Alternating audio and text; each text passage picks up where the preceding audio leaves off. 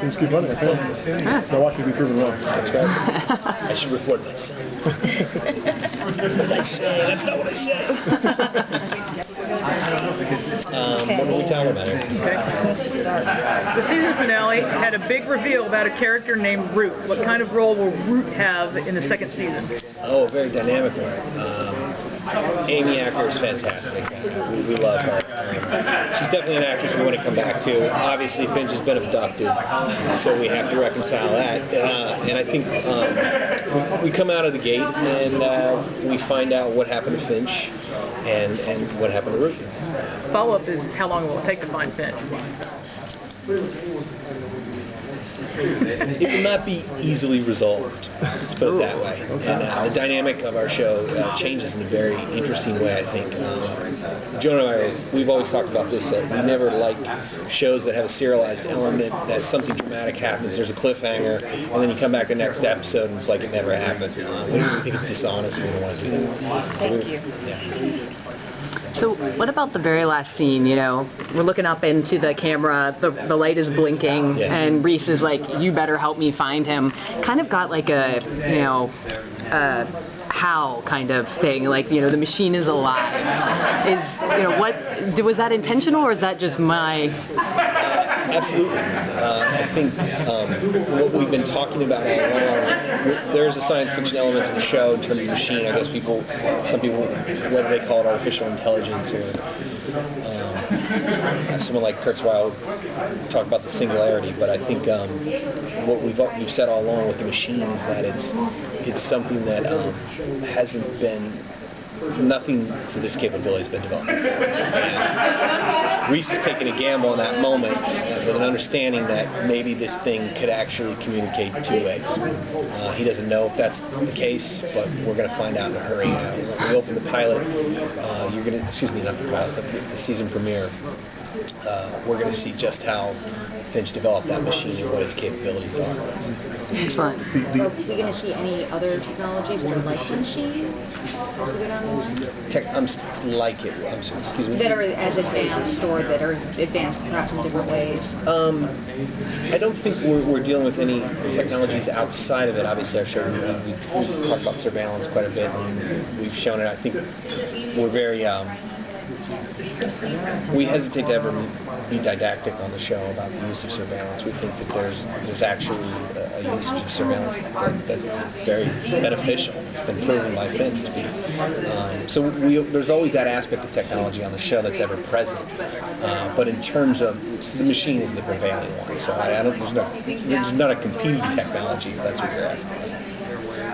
The series is really great in my opinion because you wrap so many subplots, and in my opinion, any of those subplots could serve as their own series. How do you keep that balance between all the subplots and the big arc and still give everybody their time? I don't know. I wish you would tell me. Because you do it really well. It's just killing me.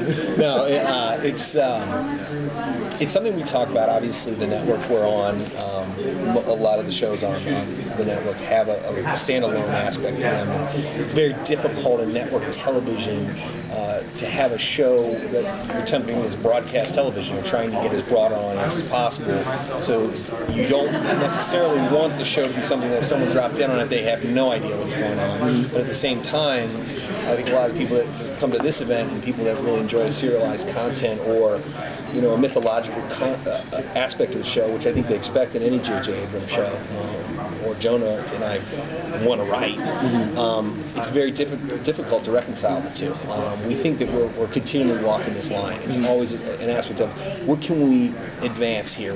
How can we grow this world out further? How can we expand this world of characters and pose questions at the same time we're answering them? The nice thing I think about the premise of the show is that you have a built-in concept of there is a number that keeps coming, and you can resolve that in the week, but we always feel like there needs to be a bigger story. There needs to be this is about a bigger concept, and I think, you know, the long-term aspects of the show that, you know, deal with what's happening, the backstories of the characters, the flashbacks, the things that we're answering in that regard, or the villains, some of the people that you've seen come and go on the show that come back around is something that we always want to maintain. Your character of Kara Stanton, is she going to come back and be a bigger force than the character of Zoe Morgan? We're going to see them again? Our general rule is that if they're not dead, you'll probably see them again. Even if they're in jail. How are you keeping the balance of the morality of it? I'm sorry, there was a big... Yeah, for the morality of the show, Right. because when I first heard the premise, I was like, you're going to do what? It's like the antithesis of what we don't want, and yet you managed to prevent it as something that, well, with the right person, is a wonderful subject. Oh, thank you. That's very flattering. I think we're really interested in morally gray characters, or people that aren't necessarily. We have a vigilante character, which is very compelling to a lot of people. We also have an eccentric billionaire.